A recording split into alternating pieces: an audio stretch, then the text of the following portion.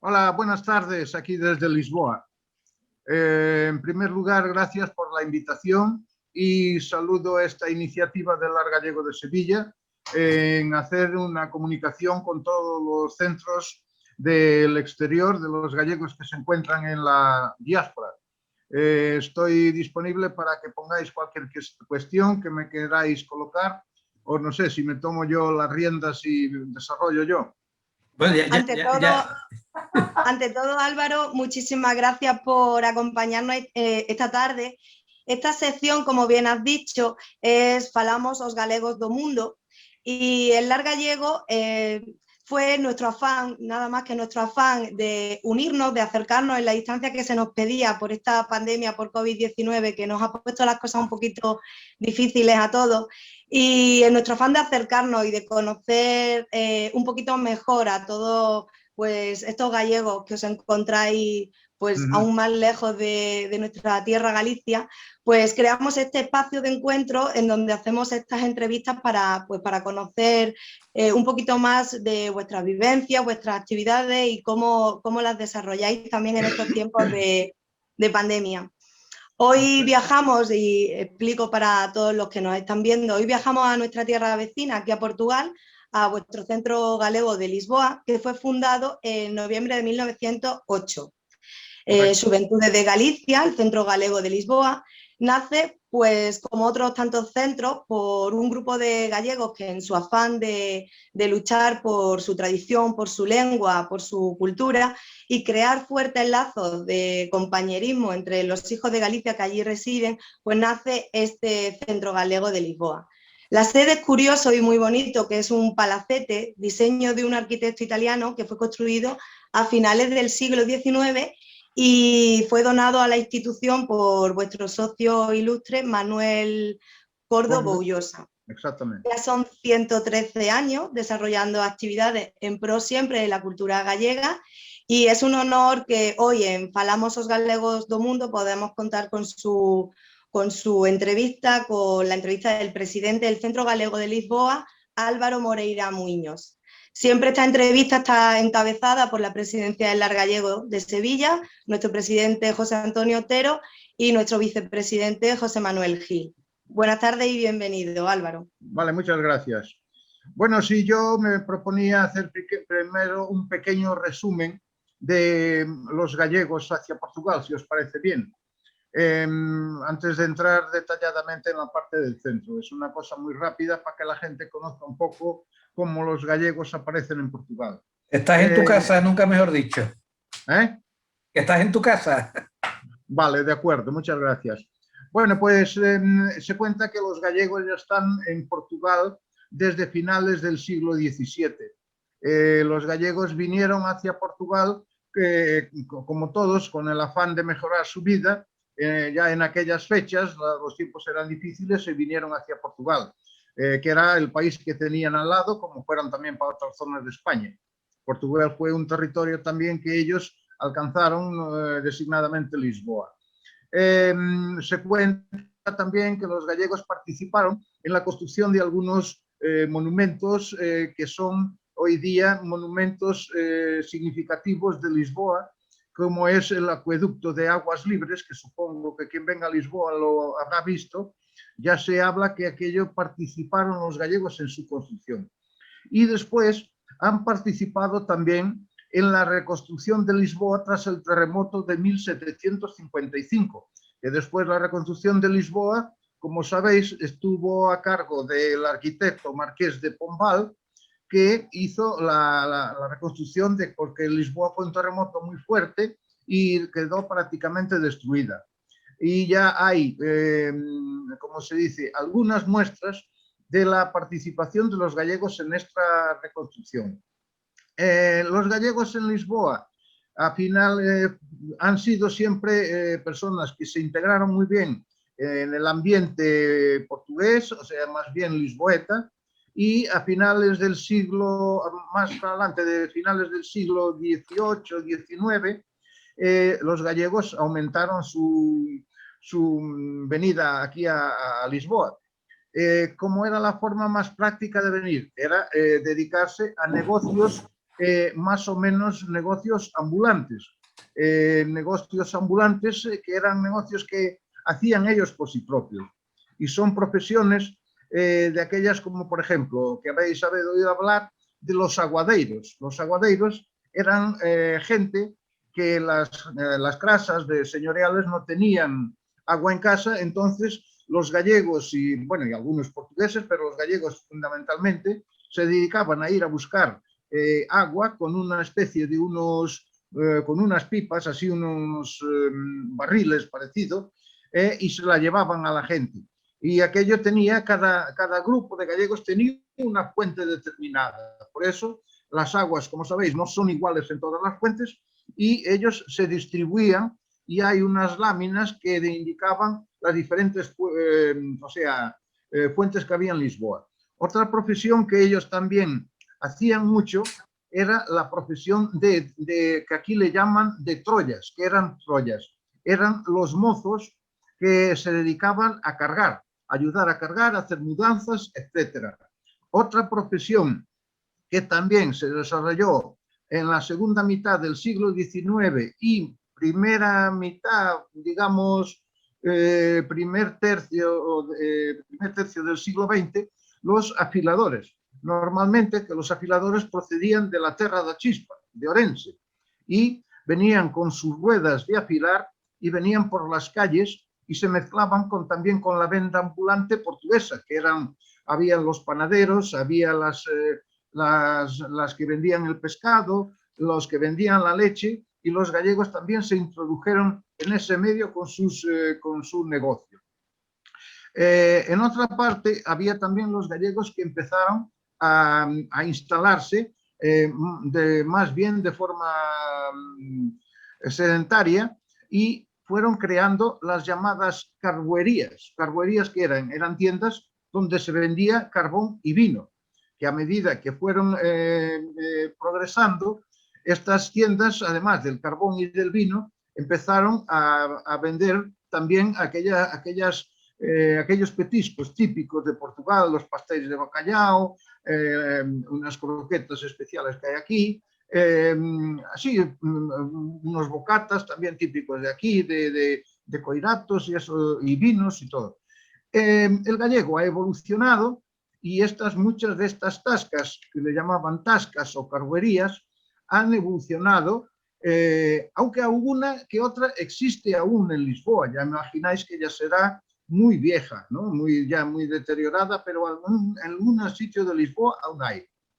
Y han progresado y se dedicaron muy intensivamente a la parte de restauración. Por eso dicen que el gallego en Lisboa tiene designadamente la parte de restaurantes y hoteles. Por eso es la parte de hostelería y restauración uno de los principales negocios de la primera emigración gallega. O sea, aquella fase del siglo XVIII-XIX, después la fase de inicios del siglo XX, que vino mucha gente para acá por las grandes necesidades que había en Galicia, bien como una tercera ola que vino fue después al finalizar la Guerra Civil. Se dedicaban fundamentalmente a la parte de hoteles y restaurantes. Hoy día hay muchos restaurantes conocidos como la Cervecería Portugal, la Marisqueira Portugal, otras el Gambrinus. Son restaurantes muy típicos de Lisboa y que son de gallegos, algunos que ya han desaparecido, la Solmar, por ejemplo, el Escorial, que son restaurantes que ya no existen. En medio de todo, también hubo gallegos que han desertado un poco de esta habituación y se han dedicado a profesiones liberales. Hubo también profesiones dedicadas, por ejemplo, a la medicina. Tenemos un dermatólogo muy importante que era Juvenal Esteves. Tenemos un escritor portugués de origen gallego, Alfredo Guisado. Tenemos igualmente anestesistas, Muñoz Espiñeira, por ejemplo, Manuel Córdoba Ullosa, que también vino de Galicia y empezó su vida también vendiendo carbón carbón y vino y fue evolucionando en los negocios, ya veis hasta qué punto, ¿no? Porque después entró en la parte de petróleos, banca, y fue prácticamente administrador / dueño de Petróleos de Angola, que era la antigua SONAP, anterior a Galp, que es la actual Galp. Y más o menos esta es la historia más o menos del gallego en Lisboa.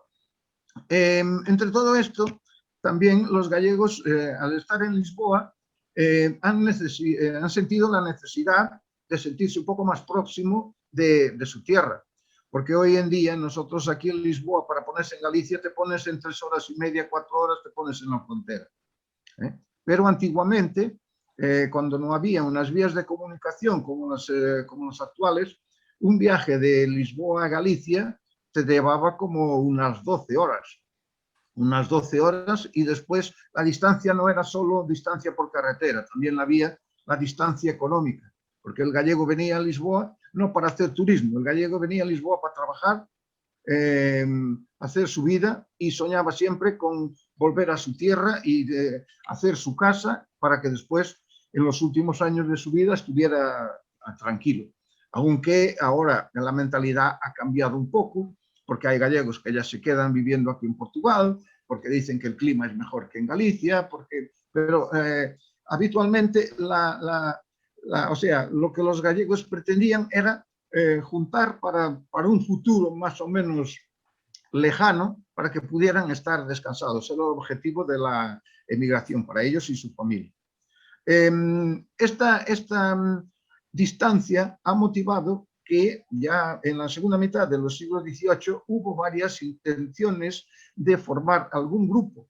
Eso se concretizó, como ya ha mencionado ahí nuestra amiga de comunicación, que en el 11 de noviembre de 1908, perdón, el 10 de noviembre de 1908 se fundara Xuventude de Galicia, Centro Galego de Lisboa.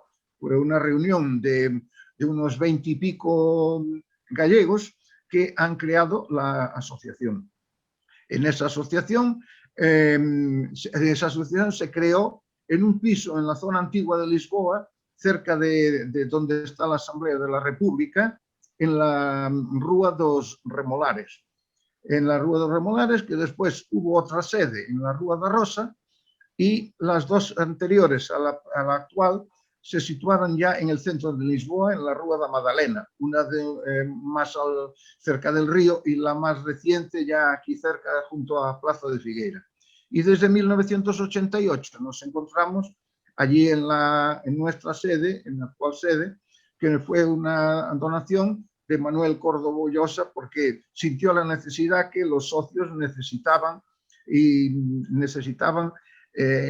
un espacio y más noble, y que él quiso agradecer la ayuda que tuvo de todos los gallegos, quiso compensar la ayuda que él tuvo y brindarles esas instalaciones para que fuera su centro de reunión y centro de divulgación de la cultura gallega.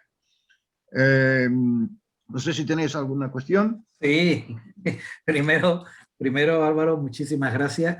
Nos has resumido la presencia, bueno, no ha resumido, ha hecho muy extenso una narrativa de la presencia y de la impronta de los gallegos en Portugal en general y en Lisboa en particular. De hecho, yo recogía una frase de Luis de Camões que decía que sin los gallegos Lisboa estaría desprovista de brazos. Exactamente. Y lo ha relatado muy bien, porque se han integrado y además son elementos de muchos proyectos, y algunos ha relatado magníficamente. Yo comentar, bueno, que Álvaro compartimos una amistad surgida del trabajo compartido en el entorno de la Comisión Delegada del Consejo de Comunidades Gallegas, porque Álvaro ya es un histórico de la Comisión Delegada, porque ya debe llevar ya 12 o 15 años en la Comisión. Desde 2013. El Consejo. Y bueno, de ahí tenemos una amistad de ese trabajo compartido, y que además yo quiero aquí reconocérsela y agradecérsela. Ha relatado también que hablamos de un centro histórico ya, porque estamos hablando de más de 112 años de existencia, lo cual es un centro... Sí, vamos a camino de los 113. De 113, y bueno, y antes relataba, hay una recomendación a quien nos escuche, que no sé si será pero el más bonito, pero es uno de los centros más bonitos de los 174 centros que existen por el mundo. Yo creo que debe ser uno de los centros gallegos más bonitos. Es un precioso palacete que está en una colina en el centro de Lisboa y, exactamente, y que merece la pena por el diseño, por la arquitectura. Que decía Marian, creo que te escuché decir que era de un arquitecto italiano. Bueno, Sebastián Lucati, se llamaba. era un hermoso edificio, y además que también son muy recomendables las vistas que tiene desde allí, porque está en una colina. Bueno, un sitio que merece la pena visitar, visitar cuando se va a Lisboa, porque es un centro muy bonito. Aparte de que merece la pena porque visitemos el centro gallego. Bueno, desde luego, claro que estáis invitados vosotros, y quien os oiga en este momento cuando venga a Lisboa, es cuestión de pasarnos por el centro y será, por supuesto, bien recibido. bueno, yo a lo que tú comentabas de preguntas, yo que nos relata un poco, bueno, alguna curiosidad que estuve mirando, como curiosidad decir que hacéis muchas actividades, entre ellas clases de flamenco y de sevillana y de castañuela, lo cual... Iba yo precisamente ahora a empezar así a relatar la parte de... Pues nada, tú cuando tú quieras nos Vale, relatas entonces el las centro, actividades que hacéis. como todos los centros, el gallego que necesita se junta para dos cosas fundamentalmente: para divertirse y recordar su tierra. ¿Cómo lo recuerda?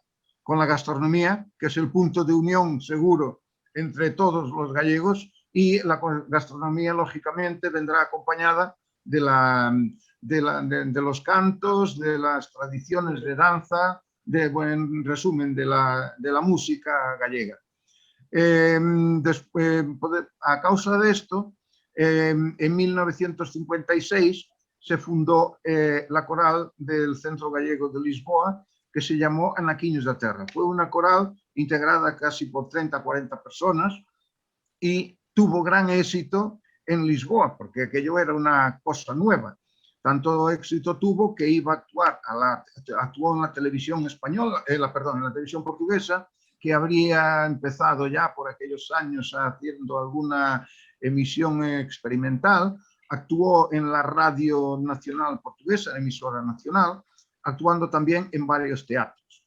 La parte coral fue añadida más tarde por la parte también de gaitas y danzas, gracias a la colaboración de algunos socios, nomeadamente de Tomé Feijóo, de Artemio Laje Toucedo, por ejemplo, también de Candeira Bonzó, que fueron un grupo participaron en un grupo de gente que impulsionó la parte de la danza y la gaita en el grupo. Este grupo se ha extendido ya hasta los años ahora, hasta pocos años atrás, 2010, 2012, 14, aunque en este momento estamos en la época baja, porque esto hay gente que muchas veces después no hay disponibilidad porque no quieren, otros no.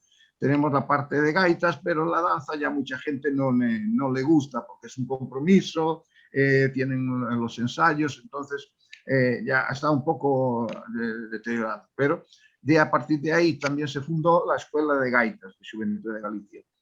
Esta Escuela de Gaitas, que es dirigida por un profesor que es de un grupo, también es de la frontera, es allí de Vilanova de Cerveira, cerca de Tui, creo que ya es más gallego que portugués, que es Paulo Mariño, que es un integrante de un grupo portugués que se llama Séptima Lesión, y también tiene un grupo él, también profesional. Es el profesor de gaitas del centro. Nosotros, cuando entramos en la directiva, que ya llevamos desde 2012, hemos también ampliado la escuela de gaitas, transformándola en una especie de una escuela de música, en que tenemos varios instrumentos. Tenemos guitarra, tenemos piano, tenemos canto vocal, tenemos formación musical, tenemos percusión, tenemos guitarra flamenca, y con eso más o menos son actividades que nos generan el dinamismo necesario a la colectividad para que la gente pueda venir, darnos también beneficiar de algunos ingresos, por supuesto. Es un sistema también de sobrevivencia. Por otro lado, en los años 70 también hubo una profesora que era de ahí de Sevilla, que era Celia Gómez, una bailarina de Celia Gómez que se llamaba, vino a Lisboa o fue el marido a Sevilla, no lo sé, eso yo no sé.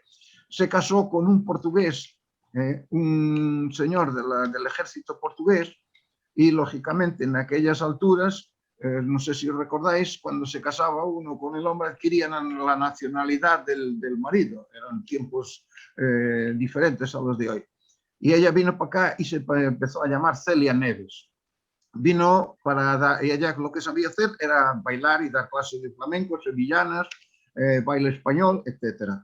Y vino para el Centro Español o Casa de España a hacer ese trabajo. Mientras tanto, creo que rescindieron el contrato y en los años 70 empezó dando clases en Juventudes de Galicia. Esta escuela se mantiene hasta la actualidad y en este momento contamos en esa escuela con unos 110 alumnos, 120 alumnos, en este momento, y mismo con esta crisis que tenemos ahora de la pandemia. Es otra fuente también de ingresos y de dinamización de nuestro centro. Paralelamente a estas escuelas de música y escuela de danza, bueno, en la escuela de música os puedo decir que ya tenemos casi cerca de 50 o 60 alumnos también. Paralelamente a estas dos escuelas también tenemos cursos postlaborales de artes visuales y algunos cursos, ¿cómo te voy a decir?, de tipo puntuales, yo qué sé, cursos de formación de ordenadores, de silogismos matemáticos, así, y hay buena adhesión de la gente. Por otro lado, también tenemos un pequeño bar que servimos algunos petiscos gallegos, servimos normalmente también a la gente que nos visita y allí a la zona que tiene allí gente, funcionarios y tal, vienen por allí a comer todos los días. Es otra forma también de nosotros hacer algunos ingresos.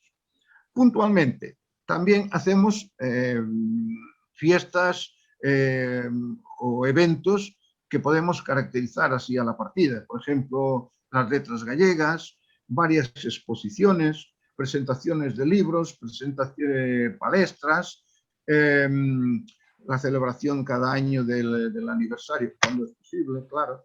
Y más o menos todo lo que nos dé motivo para divulgar nuestra tierra y juntar a la gente es aquello a que nos dedicamos. Más o menos es nuestro deber y nuestra obligación promocionar el intercambio con otras instituciones, sea con el Instituto Cervantes, sea con el Instituto Español, sea con la Embajada de España también, igualmente con entidades portuguesas, con el, no sé cómo se llama, con la parroquia que pertenecemos, creo la Junta de Freguesía, creo que en español se llama, es una división administrativa a que pertenecemos, también hacemos intercambios con ellos y es una forma de nosotros promocionar la convivencia entre la gente y posibilitar nuestra supervivencia, que los centros gallegos hoy en día, más que la reunión de las personas,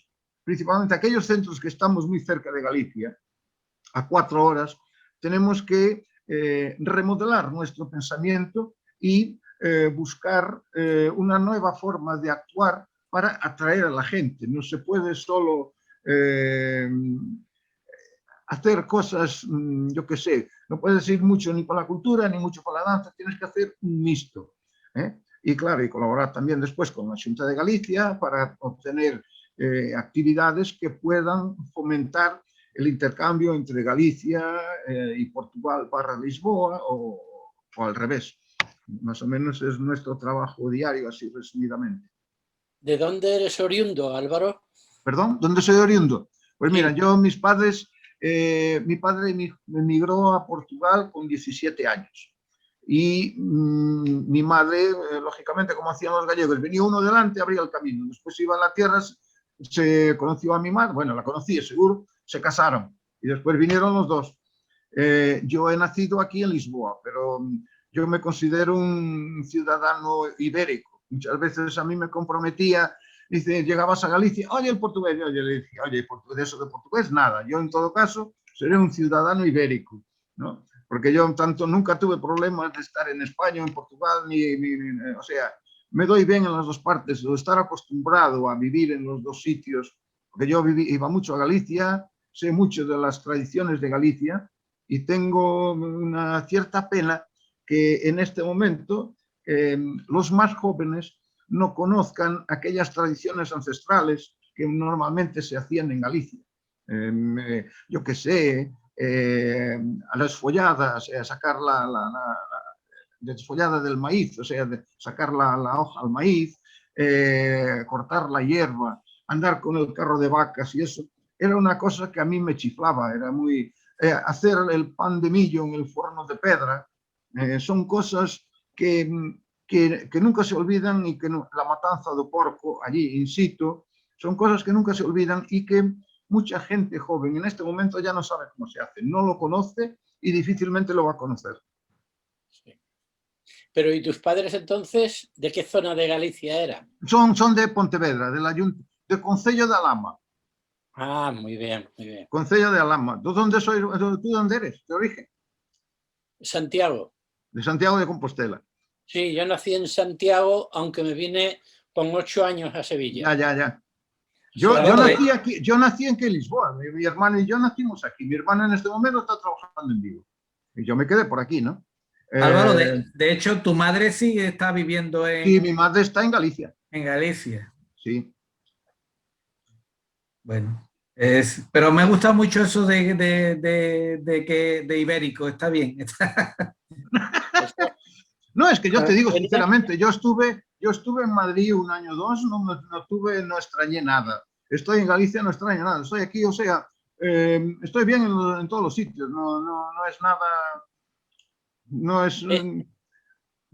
Mi padre tenía una cosa que decía, mi padre como vino para aquí con 17 años, llevó aquí toda su vida, y decía que el ritmo español que era muy acelerado, que aquí el portugués es un pueblo más tranquilo, más, yo qué sé, más... No es tan, yo qué sé, tan dinámico como el español, también hace las cosas, pero mi padre decía, oye, quien me saca a Portugal me saca todo, porque aquí aquello es tranquilo, aquí son muy acelerados y tal. Pero eso a mí no me afectaba, porque me adapté bien a los dos modelos. Así a toda esa filosofía de ibérico deberíamos de cultivarla muchísimo más.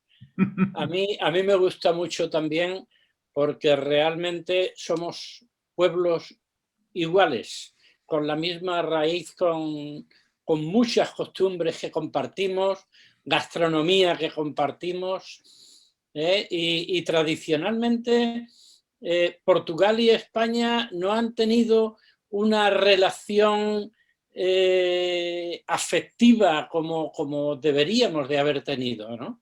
No, Portugal siempre, vamos a ver, esto ahora es diferente, ¿no? Pero en Portugal siempre, y supongo que también del lado español, yo qué sé, no eran malos, no era que fuese tal vez con mala intención, pero este es español, tal, no sé si tenía una mala impresión del español. Ahora eso se está decayendo, ya no es más, ya no se nota tanto, pero antes había una gran diferencia. Atención, con el español, pero si tú te ponías como gallego, que te integrabas perfectamente en la comunidad portuguesa. Tanto que, aunque al inicio el gallego fuera un sinónimo de, yo qué sé, peyorativo de que era un trabajador, no sé qué, no sé cuánto, pero lo sentían como malo. No, ahora el gallego es visto de otra forma, una persona que siempre trabajó, que siempre luchó por su vida, una persona honrada, una persona seria y que ayudó mucho en la reconstrucción de Portugal. Eso fue lo que ahora en este momento se valora. pero ya hubo la parte mala, ¿no? Claro. Y la juventud, vuestro nombre además está vinculado directamente. ¿Cómo se incluye dentro del centro? Porque es el problema que venimos observando en todos los centros con los que hablamos, una auténtica problemática con la integración de los jóvenes.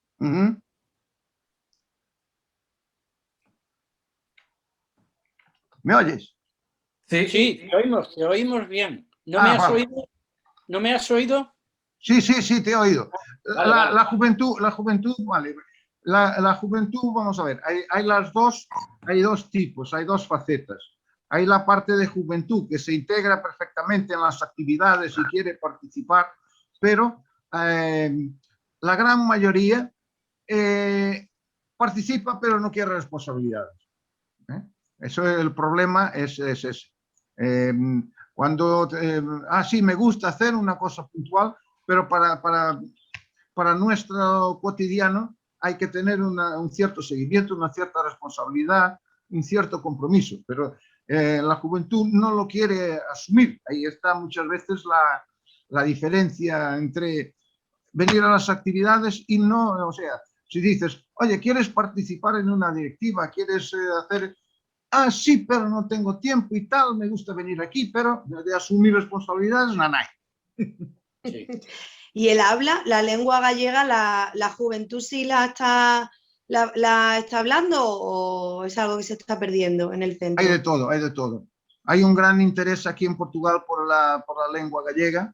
Ahora lo difícil es tener cursos de lengua gallega aquí porque o lo tienes a través online o por el Cervantes, pero no hay grupo suficiente. Y es difícil tener un profesor para dar aquí clases 1 o 2 veces a la semana, ¿no? Con que no lo hagas online, los preparativos de Celga y eso. Y la gente prefería más un curso presencial en que pudiera hablar, dialogar, pero es difícil, económicamente es difícil y no, ya lo he planteado varias veces, pero no, es complicado, es complicado. Álvaro, has comentado una intensa actividad, la has relatado detalladamente. ¿Cuántos socios sois? Bueno, en este momento te puedo decir que lo tengo fresquito, somos 483 socios. Bueno, pues te repito, hacéis una intensa actividad con ese número de socios y yo te quiero felicitar porque, bueno, hacéis muchas actividades. De estos socios tenemos... exactamente como gallegos tenemos 259. Y me dirás, ¿por qué tienes esos números tan frescos? Porque estuve haciendo la información para las subvenciones. Para el registro. Oye, sí, perdón, José. Sí. No, para galleguidades. Sí. Una cuestión, este año es un año, bueno, es un año absolutamente extraordinario y excepcional. ¿Cómo estáis viviendo el COVID ahí en el centro en relación al funcionamiento y a las actividades? Bueno, pues el año pasado, vamos a ver, el año pasado cerramos el 15 de marzo, hemos reabierto, ¿cómo te voy a decir? En junio hubo clases online de piano y de guitarra, porque después de gaita normalmente las clases de gaita quieren sentir más el compañerismo. No, decían que las clases de gaita online que no tenían gracia, que no les daba, que no les gustaba. Y igualmente también las clases de danza, por ejemplo, online, no es lo mismo bailar sevillanas 10 o 15 personas en una sala que estar cada uno bailando delante del ordenador de la televisión, no tiene gracia. Entonces hemos estado cerrados prácticamente de mediados de marzo a junio. Junio y julio aún trabajamos algo, agosto cerramos, después abrimos en septiembre, octubre, noviembre, diciembre, también a trompicones, ¿no? Porque esto fue un poco a trompicones, como sabéis. Ahora pueden reunir tantos, ahora baja, ahora tienes que cerrar a las tantas, no puedes. Ahora en enero cerramos a 15 de enero y estamos cerrados. y supongo que hasta pasado Semana Santa no vamos a abrir, porque somos una de las tipos de entidades que tenemos que estar cerrados, no tenemos actividades. Y también en un tema de oportunidad, bueno, este año es Año Santo Compostelano, Chacobeo, pues ha ampliado al año 2022 y ahora está, en los últimos años, ha cobrado relevancia, en auge, lo que se va a llamar el camino portugués. De hecho, bueno... Sí, estamos ahora, estamos viendo a ver cómo esto es que es difícil, tiene sido difícil hablar con la gente porque la mayor parte de las cosas ahí tienes que Se va marcar la voz, cita. Álvaro. ¿Eh? Se va la voz. No te oímos bien. ¿Sí me oyes ahora? Sí, sí, sí, perfectamente. ¿Ahora Yo me no. oyes? Sí. Te digo yo que es difícil hablar con la gente porque ahora no está, ahora está inerte, después no viene, mañana, aunque nosotros estamos insistiendo a ver si aquí colaborando con algunas entidades y también con la parte de la Junta de Galicia y a ver si conseguimos hacer una programación para el 21-22 que pueda, o sea, mostrar lo que es el Xacobeo, encaminar gente y al mismo tiempo, integrado en estas actividades del Xacobeo, divulgar un poco más Galicia, tanto desde el punto de vista gastronómico como industrial, hacer una especie de una muestra o situaciones puntuales, pero a ver si las cosas mejoran y se puede una persona mover, ¿no?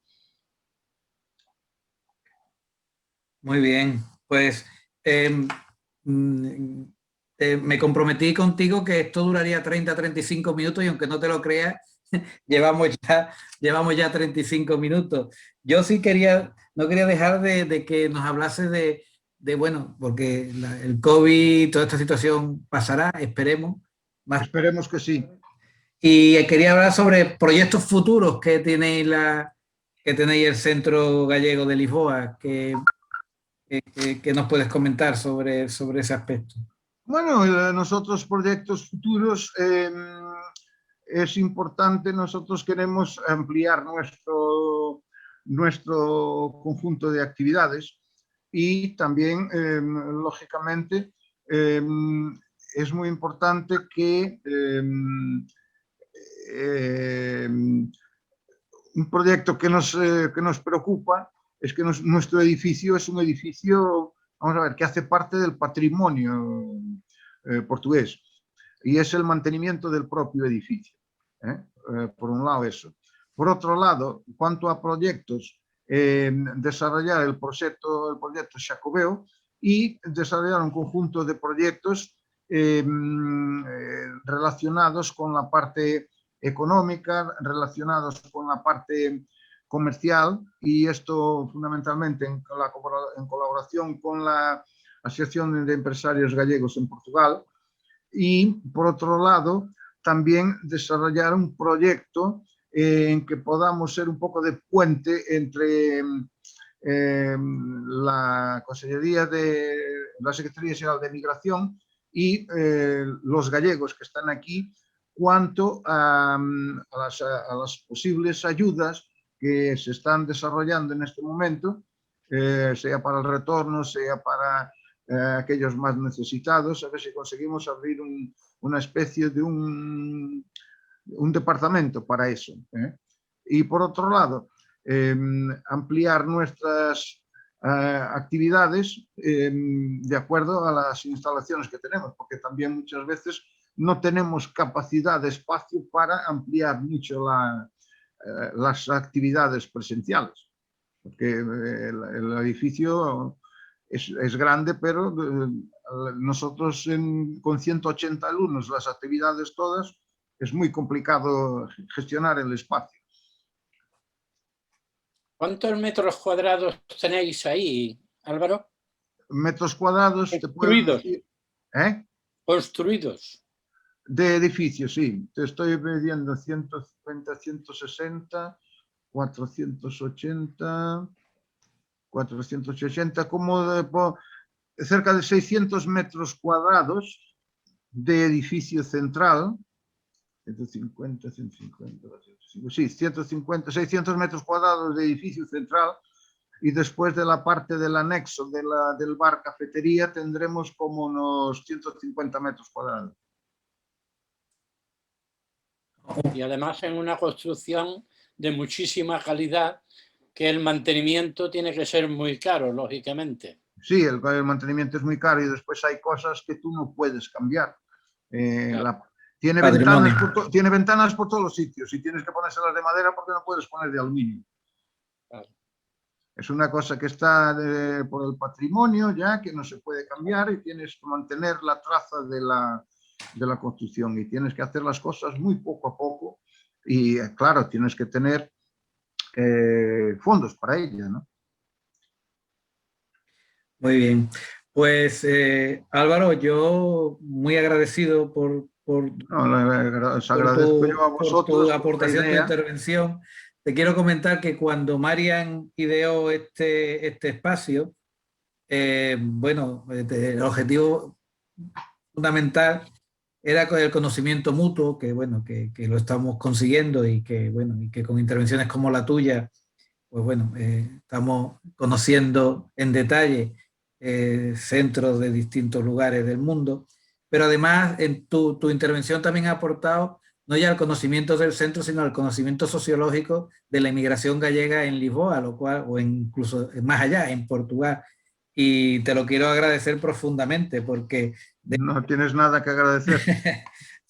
De hecho, Bueno, incluso el conocimiento de personajes que personalmente no conocía, como la figura de Córdoba Bullosa, que bueno, Bueno, y ahora me recordé así de repente de uno. Nosotros hasta tenemos un gallego que participó en el 25 de abril, bueno, en el post 25 de abril. Sí. No sé si te recuerdas, tras el 25 de abril hubo una tomada, creo que fue en el 74 también, que hubo una tomada de la televisión portuguesa. Sí, sí. Y entonces el que tomó la televisión portuguesa, que era creo que en aquella altura era teniente, el teniente Durán Clemente, es hijo de gallegos y es nuestro socio. Sí. Bueno, la historia, empezando por el centro y rodeado por los... Bueno, y después no te voy a hablar de gente pública que es o hija de gallegos, está muy relacionada con gallegos. Y bueno, pues nada, eso también es un ámbito que de enriquecimiento, conocer la figura de gallegos relevantes, pero me detenía en la de Córdoba porque, bueno, llegó a ser una especie de Amancio Ortega de su época, una de las mayores fortunas del mundo. Sí, sí, sí. Un hombre, y bueno, y luego además generoso, porque el ejemplo está que donó al centro gallego, pues, el palacio que tenéis de sede, ¿no? Sí. Y bueno, él tenía ese palacete, lo había comprado, que era para hacer la sede de una de sus empresas. Y después ese palacete quedó, lo tenía ahí. Mientras tanto, se dio la revolución el 25 de abril y ese palacete fue tomado, fue ocupado por un partido de izquierdas, y allí instalaron una guardería. ¿Te imaginas cuando nosotros recuperamos el palacete, que él ya había tramitado la donación, ¿no? Pero mientras tanto, entre papel va, papel viene, aquello fue ocupado. Cuando recogimos aquello fue un desastre de abrir a las puertas. Estaba muy deteriorado y nos ayudó a recuperarlo, nos ayudó económicamente a recuperarlo, hizo también algunas recuperaciones él directamente, se propuso él hacerlas. Fue una gran ayuda para el centro y él lo donó como agradecimiento, como ya lo he dicho, a los gallegos y a la colonia gallega y por todo lo que representan y lo que han hecho, lo que le ayudaron. Pues la perspectiva de Manuel Córdoba Bullosa. Bueno, Álvaro, terminamos con, si Así que bueno, terminamos si José Manuel, si Marian quieren comentar algo y también, bueno, un espacio abierto a lo que tú quieras comentar para terminar, aunque con toda la oratoria que has desplegado, creo que... Hombre, yo pienso que comenté todo, no me recuerdo así de nada, estoy a vuestra disposición. Si queréis en este momento, después queréis alguna información adicional, tenéis mi correo, os puedo enviar alguna imagen o algún comentario o algo para después cuando hagáis la edición del vídeo. Pues la verdad es que todos estos encuentros están siendo, además de muy satisfactorios, muy interesantes porque la experiencia de cada uno de los centros nos aporta ideas nuevas, nos aporta formas de hacer que en cada sitio son distintas. Pero en vuestro caso tenéis una actividad impresionante. Tenéis una inquietud permanente que nos hacemos un poco eco de ella. Muchas gracias, pero yo en este momento es lo que podemos hacer. Estamos estamos muy bloqueados con esta situación y no conseguimos hacer más. No sé, a ver si esto acaba, que es para poder desarrollar nuestra actividad. No digo ya en plena normalidad, pero con alguna normalidad. Perfecto.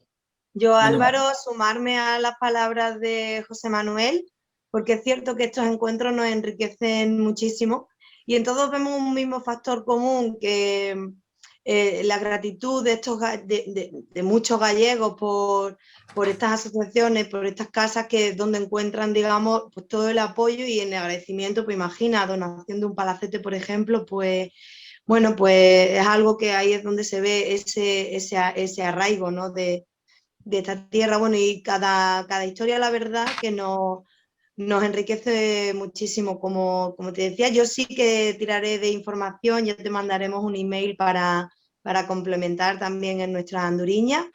Y muchísimas gracias por haber querido participar hoy en esta entrevista, Álvaro. Muchas gracias a vosotros. Álvaro, pues nos debemos una visita mutua. Sabes que tienes aquí, en el Lar Gallego de Sevilla, tu casa. Estaba previsto ir, como te dije, estaba previsto ir el año pasado. Ya. Lo que pasa es que bueno, el COVID dispone. Es que no tenemos a Celia Neves, pero tenemos una profesora que es de Sevilla, ¿eh? Sí. Y quería ir ahí discusión, como ya fueron, y yo tenía... Habíamos quedado, vamos a contar interioridad, habíamos quedado en la feria de... La feria, ya me lo veía. Y la feria, pues bueno, y como sabéis, no pudo ser, pero habíamos concertado una cita en la feria de abril, y que, bueno, y esa se truncó. La de este año también sea... Este año también nada, a ver también, si pero bueno, yo espero que para el próximo año... Ya el año que viene. Y en todo caso, en la feria de abril nos veremos y espero que incluso antes también nos veamos. Antes, a ver, supongo. Adiós, o bien Álvaro aquí o bien nosotros por allí. Y nada, un abrazo inmenso. Igualmente para vosotros. Gracias y nada, ya nos veremos en estas actividades que compartimos. Ahora como casi todo, pues las compartimos de manera virtual, pero bueno, ya en el futuro volveremos a darnos un abrazo. Muy bien, muchas gracias, un abrazo y muchas gracias para vosotros. Hasta luego, hasta luego. Un saludo, gracias, hasta luego.